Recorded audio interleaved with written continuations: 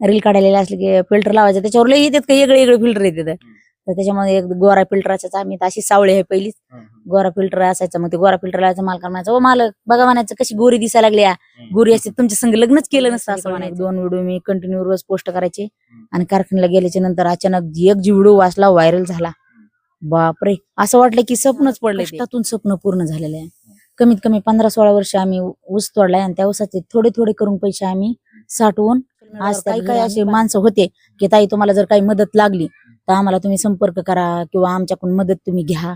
पण मी कुणाकडून मदत घेतली नाही आणि घेणार पण नाही. जोपर्यंत देवाने हातपाय चांगले ठुलेत तोपर्यंत कष्ट करायचं ना, आपल्या कष्टाच आपण उभा करायचं. कुणाला म्हणायचं नाही तुम्ही द्या किंवा काय करा. कुणाकडेच आपल्याला काय करता येईल, आपल्या लेकराचा कारखाना कसा सोडता येईल. मी तर गेलं, माझा तर ऊसातच जन्म गेला, माझ्या आई बापांचा गेला, माझ्या आजी आजींचा गेला. पण लेकराचा ऊस तोडणं कसं सुटावा हे प्रयत्न चालू आहेत. बघू आता हातपाय जोपर्यंत चांगले आहेत तोपर्यंत समजा माणूस काही बी विचार करतोय. स्वप्न बघणं हे सगळ्यांचं चांगलं असतंय. स्वप्न सगळ्यांनी बघायला पाहिजेत आणि ते पूर्ण पण करायला पाहिजेत. फक्त एकच आहे की दिव्य लोकभूमीच्या या व्हिडिओमध्ये आपल्या सर्वांचे खूप खूप स्वागत करतो. मनीषाताई हजारे आपल्यासोबत आहेत आणि ऊसतोड कामगार कुटुंबातून त्यांनी स्वतःचा संघर्षातून उभा केलेला आहे. त्यासोबत आपण चर्चा करणार आहोत. त्यांना यशामागे काय संघर्ष करावा लागला त्यांच्याकडूनच आपण जाणून घेणार आहोत. मनीषाताई, सर्वप्रथम आपलं दिव्य लोकभूमीमध्ये खूप खूप स्वागत आहे. तुमचं बालपण आणि कुटुंब कसं गेलं सर्वप्रथम आमच्या दिव्य लोकभूमीच्या प्रेक्षकांसाठी सांगा. तर पहिलं तर बालपण बघा, तुम्हाला सांगते काय लहानपणचं काय कळत नव्हतं. कमीत कमी 5-6 बहिणी होतात आम्ही. शाळेत गेलो तर काय शाळामधलं बी काय आम्हाला शाळा शिकायला आम्हाला भेटलेलीच नाही. आई वडिलांनी काय आम्हाला शाळा शिकवलेली नाही. माय बाप कारखान्यात जायचे, आजी आजी आमचे कारखान्याला जात होते आणि आम्हाला म्हणजे शिक्षाला आम्हाला शाळा नव्हतीच. असं करीत करीत आम्ही कसं मोठं झाला ते आम्हाला मिळवी नाही, काहीच नाही. हे पण आम्ही बघा, बहिणी आहेत 5, भाऊ आहेत 2 आणि आई वडील माझे ऊस तोडतात. आणि आमचं काय म्हणतात तसं आमच्या आजी आज्याने ऊस तोडला, आमच्या आई वडिलांनी ऊस तोडला. तिथून पुढे आमचे लग्न झाले, आम्ही बी ऊसच तोडला. बालपणचा काही एवढा आठवत नाही, पण जसं कळतंय तसं तर ऊस तोडून आम्ही आमचा प्रवास सुरू आहे म्हणायचं. पहिला तुम्ही ज्यावेळेस सोशल मीडियावर हिरो टाकला, सुरुवातीला रील्स टाकली, त्यावेळेस काय वाटत होतं? म्हणजे त्यावेळेस माहिती का, पहिली गोष्ट तर माहिती का, फेमस होण्यामुळे केलं नाही आपण. आपण साधारण दुसऱ्याची व्हिडिओ बघायची, आपण ह्याच्यावर व्हिडिओ बघायची मोबाईलवर, म्हणायचं बापरे कसले मस्त व्हिडिओ बनवतात, मग आपण बी करू शकतात हे. मग मला पहिल्यापासून गाण्याची आवड होती. मग गाणे यायचे त्याच्यामध्ये. हे पोराला विचारलं, माझा एक चुलत भाऊ होता, त्याला विचारलं, म्हणलं हे कसं असतं मला सांग तर म्हणलं, मला पण विचार आहे म्हणलं हे व्हिडिओ करायची. म्हणलं हो म्हणलं सांगतो मला. मग त्याने एक वेळेस मला सांगितलं आणि मी व्हिडिओ करायला चालू केले. तर इंस्टाग्रामला कुठं ते काय म्हणते ते पासवर्ड नव्हता ना, कुठलं काय असलं काही सुद्धा नव्हतं. तर मग हाय असे व्हिडिओ आम्ही टाकायला सुरुवात केली. एकदम कमीत कमी नाही म्हणलं तर 5-7 वर्ष आमचा कुठला व्हिडिओ व्हायरल झाला नाही, कुठे गेला नाही, आला नाही, काय नाही. पण मी काही जिद्द सोडली नाही. माझं हाय असं रोजचं काम होतं. जेव्हा बी असं तेव्हा सकाळून एक संध्याकाळून एक 2 व्हिडिओ मी कंटिन्यू रोज पोस्ट करायचे. आणि कारखान्याला गेल्याच्या नंतर अचानक एक जी व्हिडिओ वाचला व्हायरल झाला, बापरे असं वाटलं की स्वप्नच पडलंय ते. आणि व्हायरल झाला, पण कशासाठी व्हायरल झाला, हे फॉलोअर्स असतात, हे लाईक असतात किंवा हे असं असतंय, हे तसं असतंय, असं सगळे म्हणजे काय ते समजत नव्हतं. लाईक कशाला म्हणतात, फॉलो कशाला म्हणतात. व्हायरल झाल्याच्या नंतर माणसं आले भेटायला, म्हणले ताई तुमचा व्हिडिओ व्हायरल झालाय, असं झालंय तसं झालंय. मग पुन्हा पुन्हा कळायला लागलं थोडं थोडं हळूहळू. पहिले तर आपल्याला शाळा नाही, शिक्षण नाही, नेमकं कुठल्या गोष्टीला काय म्हणतात म्हणून. मग ते कळत कळत कळालं की ह्याला फॉलो म्हणतात, ह्याला लाईक म्हणतात. आणि तिथून पुढे मग व्हिडिओ जसा व्हायरल होईल तसा आनंद वाटायला लागला.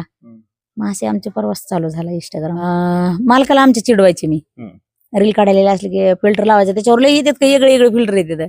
तर त्याच्यामध्ये एक गोरा फिल्टर असायचा. आम्ही तर अशी सावळी आहे पहिलीच, गोरा फिल्टर असायचा. मग ते गोरा फिल्टर लावायचं, मालकाला म्हणायचं, ओ मालक बघा म्हणायचं कशी गोरी दिसायला लागल्या, गोरी असते तुमच्या संग लग्नच केलं नसतं असं म्हणायचं. मग मालकाने म्हणायचं चल जाय, त्या जागेवर मी दुसरी आणली असती. मग आम्ही हसत हसत असा आमचा रीलचा प्रवास काम केलेलं बी आमचं हे होऊन जात होतं.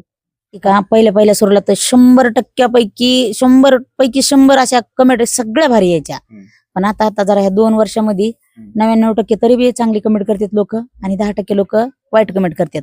पण आम्ही दोघं बी नवरा बायको 10%च्या कमेंट मुळे 99% जे चांगले कमेंट करतात का त्यांना आम्ही विसरत नाहीत. कारण की ते 10%चे का वाईट कमेंट करतात त्यांना बाजूला सारतात आणि जे चांगले कमेंट करतात का त्यांच्यावर आम्ही त्या कमेंटवर खुश राहतात. आपल्यासोबत मनीषाताई यांचे मालक देखील आहेत. तुम्ही ज्यावेळेस मनीषाताईने सोशल मीडियावर व्हिडिओ टाकले त्यानंतर लोकांनी तुम्हाला सुद्धा विचारलं असेल की बाबा कमेंट येत असेल तुम्हाला किंवा लोकांना तुम्हाला व्हिडिओ काढतात किंवा चिडवलं असेल तर त्याला प्रसंग काय सांगाल? आता खरं म्हणायचं तर आम्ही व्हिडिओ काढून टाकत होतो, पण त्यावेळेस काय एवढ्या कमेंट घाण नव्हत्याच, कारण आम्हाला सगळेच कमेंट चांगले असतात, सगळ्या कमेंट चांगल्या येत होत्या.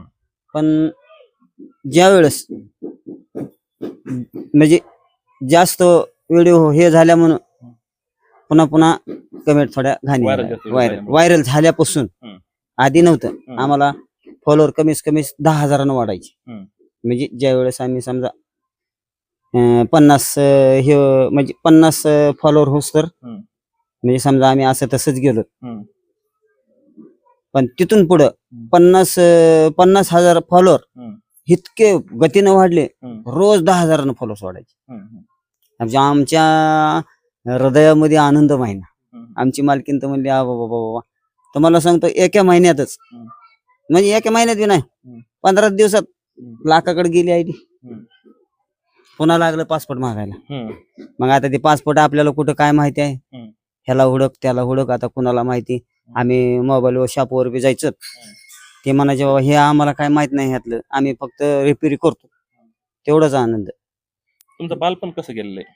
आमचं बालपण, आमच्या बालपणात तुम्हाला आता काय सांगावा, आमची आई काय मला कळत नाही. वडिलांनी बी आता तुम्हाला खरं सांगायचं म्हणजे आता जगामध्ये आमचे वडील दारू लय पित होते. म्हणजे खरं सांगायचं आम्ही मस्त, आता कसं आहे वडिलाचं कोणी हे सांगत नाही, पण ज्यावेळेस आमच्या वडिलांना दारू पिली त्यावेळेस आम्ही अनाथ झालो. म्हणजे खरी परिस्थिती सांग, दारू लय म्हणजे अति दारू पित होता माझ्यावर. ते दारू पिल्यानंतर मग थोडं त्यांचं थोडं हेच होत गेलं, आई वारली, पुन्हा वडिलांना दुसरा मार्ग धरला. पुन्हा आमचं सगळं लहानपणी आता आम्ही कुठं जायचं, मग वडील कुठं बी पडायचे दारू. पण आमची एक समजा पाहुण्यापैकी एक त्यांची कोणी मावशी फिवशी असेल माझ्या वडिलांची, ती म्हणली बाबा मग त्याला घरी तरी नेऊन घाल, अशी म्हणायची. आपल्यासोबत मनीषाताई आहेत. मनीषाताई, तुम्ही ज्यावेळेस सुरुवातीला व्हिडिओ काढले, सुरुवातीला व्हिडिओ टाकले, त्यानंतर तुम्हाला भरपूर प्रतिसाद भेटला किंवा नाही भेटला, हे ते काय सांगाल? नाही खरंच माहिती का, लोकांना जे जुने लोक आहेत का, जे त्यांनी खरंच ते संघर्ष करून पुढे आलेले आहेत, तर त्यांना जास्तीत जास्त माझे व्हिडिओ आवडत येतं. आणि त्या लोकांनी पहिल्यापासून ते माझ्या आतापर्यंत बी 4-5 वर्ष झालं, मला आतापर्यंत पण सध्या ते सपोर्ट देत येतं. तुम्हाला कसं सुचलं बरं व्हिडिओ आपण करावा टाकावा? उगा सहज केलं होतं, सहज. असं काय व्हायरल होण्यासाठी असं काहीच केलं नाही, सहज व्हिडिओ काढला आणि व्हायरल झाला. तुमचं एक स्वप्न देखील आता पूर्ण झालेलं आहे, तर ते घराचं स्वप्न आहे. ते कसं स्वप्न पूर्ण केलं तुम्ही? हे सोशल मीडिया व्हायरल झाल्यानंतर स्वप्न तुमचं पूर्ण झालं की तुमच्या कष्टातून स्वप्न पूर्ण केलंय घराचं? आमच्या कष्टातून स्वप्न पूर्ण झालेलं आहे. कमीत कमी 15-16 वर्ष आम्ही ऊस तोडलाय आणि त्या ऊसाचे थोडे थोडे करून पैसे आम्ही साठवून आज त्या घर आम्ही बांधले. आणि ते जे घर आहे ती सगळं एक एक इट सध्या बोलन की ह्या माणसाने ऊस तोडून आम्हाला उभं केलेलं आहे म्हणून. सोशल मीडियावर तुम्ही फेमस झालात, तर मग लोकांना कोणी त्यात तुम्हाला सहकार्य किंवा कुठले तुम्हाला वापर ते असं केलं नाही का? नाही, काही सध्या नाही. आम्ही कोणाच्या एका रुपयामध्ये सध्या मिंदा नाहीत. आम्ही जे कष्ट केले ते आम्ही आहेत. सोशल मीडियावर काही असे माणसं होते की ताई तुम्हाला जर काही मदत लागली तर आम्हाला तुम्ही संपर्क करा किंवा आमच्याकडून मदत तुम्ही घ्या, पण मी कोणाकडून मदत घेतली नाही आणि घेणार पण नाही. जोपर्यंत देवाने हातपाय चांगले ठुलेत तोपर्यंत कष्ट करायचं ना, आपल्या कष्टाच आपण उभा करायचं. कोणाला म्हणायचं नाही तुम्ही द्या किंवा काय करा, कोणाकडेच हात पसरायचा नाही, आपल्या कष्टाचं असेल तेवढंच करायचं. बरं, तुमचे मालक आहेत, तुमच्या लग्नाची योग कशी आली बरं? गावातलेच होते का गावाच्या बाहेरचं, असं म्हणजे कसं लग्नाची योग आली? म्हणजे माहिती का, हे आमच्या गावातले बी नव्हते आणि आमच्या गावाचे शेजारचे नव्हते, हे लांबलचे आहेत हे, पण हिथून का पोट भरण्यासाठी लांब गेले. आणि ह्यांची जी मामी आहे म्हणजे ह्यांची चुलत बहीण आहे ती माझी सक्की मामी आहे. मग ते पोरगी बघायला आले, मग आमचे मामा म्हणले हाय माझ्या बहिणीची पोरगी, चला म्हणले तिकडं. तर मग मामा आले घरी, आमच्या आईला काय बोलायचं तर बोलले. मग आई म्हणली करून टाकू म्हणले, पण त्या टायमाला मी लय लहान होते, असं लग्नाचं वय बी नव्हतं आणि काहीच नव्हतं, लय लहान होते आणि पहिल्याच्या कुठं लग्नाच्या अटी नव्हत्या. त्याच्यामुळे मामा आले, बघितलं, हो म्हणले हे आमच्या मायबाप म्हणले हो बरं आहे, पण आमचे चुलते म्हणले ह्याला आई नाही वडील नाही आपलं लेकरू कसं हवाली करून द्यायचंय. तर माझे मामा आणि मामी म्हणले की हे लांबलचे नाहीत, आपल्या नात्यातलीच आहेत, कुठं नाही, तुम्हाला जर वाटलं तर लग्न करून तुमच्या सोबतच राहू द्या म्हणले, तुमच्या सोबतच कामाला. तर आमच्या मालकाला विचारलं तर मालक म्हणले हो काय अडचण नाही. मग म्हणले टाका देऊन, काय प्रॉब्लेम नाही म्हणले, पोरग आहे चांगलं. बरं, तुम्ही रील काढतात, रील तुमच्या एवढ्या भरपूर प्रचंड व्हायरल होतात, त्यामध्ये जे कमेंट असतील किंवा सोशल मीडियावर तुम्हाला कोणी काही बोलत असेल तेवढं तुमचे मालक काही बोलत नाहीत का बरं? तुमचा मालकाचा स्वभाव कसं बरं, तुम्हाला सपोर्ट करते की किंवा हे व्हिडिओ नको आपल्याला करायचे किंवा असं काय? नाही काय म्हणत नाही, तर काय म्हणतात ते उलट म्हणतात त्यांची वर्तणूक कशी आहे ती त्यांच्यापाशी आहे म्हणले, आपली वर्तणूक नाही तसं. त्यांनी वाईट बोलून गेले ते बोललेत म्हणले, आपण तर बोलला नाहीत ना म्हणले. त्यांची कमेंट कायची त्यांच्या पाहुण्यांनी जर वाचली तर त्यांना पण वाटन की ह्यांनी अशी कमेंट नाही करायला पाहिजे गड्या. 5 बोट सारखी नसतात म्हणते, त्याच्यामध्ये एक बोट आकुडच असते, जेव्हा एका जागेवर येईन तेव्हा 5 बोट सरळ होतात. माझी समजुकी घालते तर मीच थोडी तंतन करते, वाटते न ग हे करायचं काय म्हणून लोकांची कमेंट खायचे, आता आपण काय म्हणून असलं बोलणं खायचंय.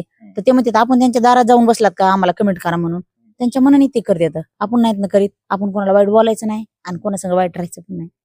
बरं, मला तुमच्याकडे येतो मी. मनीषाताई जे व्हिडिओ रील्स काढतात व्हायरल झाल्यात, त्याबरोबर तुम्ही सुद्धा व्हायरल झालात. एक मनामध्ये काय बरं व्हायरल झाल्यानंतर काय वाटतंय, आनंद काय?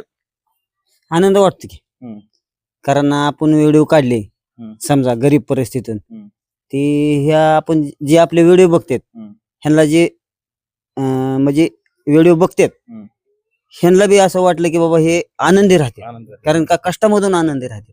ह्याच्यामुळे आम्हाला समजा प्रतिसाद दिला लोकांनी. ज्याच्यावर आपण भाकर कमिवली समजा, जी आपण आतापर्यंत ती भाकर कमिवली, जर आपण बंद केलं तर ती आपली भाकर बंद होईल ना. आपण दुसऱ्याच्या आधारावर नाही जगू शकत, कारण आपण ते काम सोडून आपल्याला दुसरं कोण काम लावणार. तुम्हाला जमीन वगैरे किती आहे सगळी?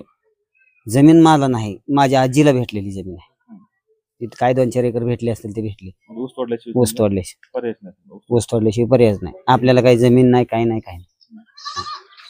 आपल्यासोबत जे मनीषाताई आहेत त्यानं खूप कष्टामधून संघर्षामधून घर उभा केलेलं आहे, त्यांचं स्वप्न पूर्ण झालेलं आहे. आता दुसरं स्वप्न त्यांचं काय आहे आपण त्यांच्याकडून जाणून घेणार आहोत.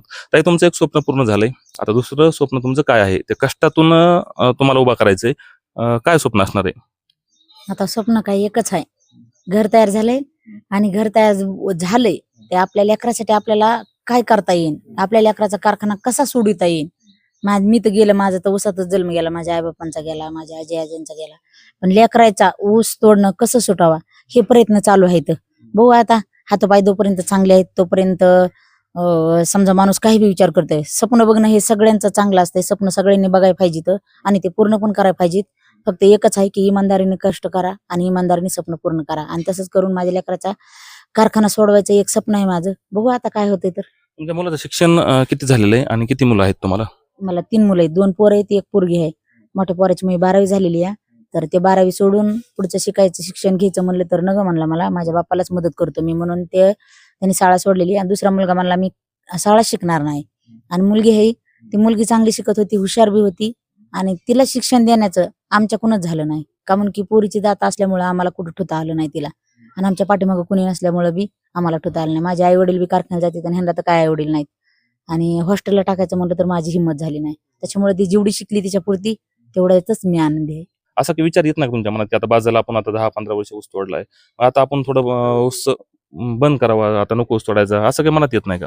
सर, तुम्ही 10-15 वर्ष म्हणलात, पण तुम्हाला गोष्ट सांग का, 10-15 वर्ष नाही, 25-26 वर्षे, आणि लग्नाच्या अगोदर 2 वर्ष, म्हणजे 28 वर्ष मी ऊस तोडलेला आहे.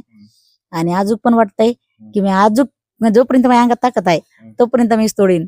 अजून तर 10 वर्ष ताकद लावली ऊस तोडण्याची, मग बघू कवर जवळ ताकद आहे साथ देते आपल्याला तोपर्यंत ऊस तोडायला जाणार आहे. गरिबासाठी चांगला आहे, ज्याचं शिक्षण झालेलं नाही ते ऊस तोडून पोट भरू शकते. ज्यांचं शिक्षण झालेलं आहे, आज माझ्या माहितीनं असे कितीक लोक शिक्षण घेतलेलं आहे, त्यांनी आज शिक्षण घेतलेले लोक सध्या ऊस तोडा जातात. तर माझ्या माहितीनं माहितीये का, ते ऊस तोडून जे बी ऊस तोडतात ते आनंदाने स्वतःच्या कष्टाची हक्काची भाकर खातात असं मला वाटतंय. मग संघर्ष आहे, मला सांगा कुठल्या गोष्टीमध्ये संघर्ष नाही माणसाला. जर जे शिकलेले आहे त्यांना ड्युटी लागले, त्यांना सध्या एका जागेवर 12-12 तास एका जागेवर बसून त्यांना त्यांचं कष्ट करावं लागते.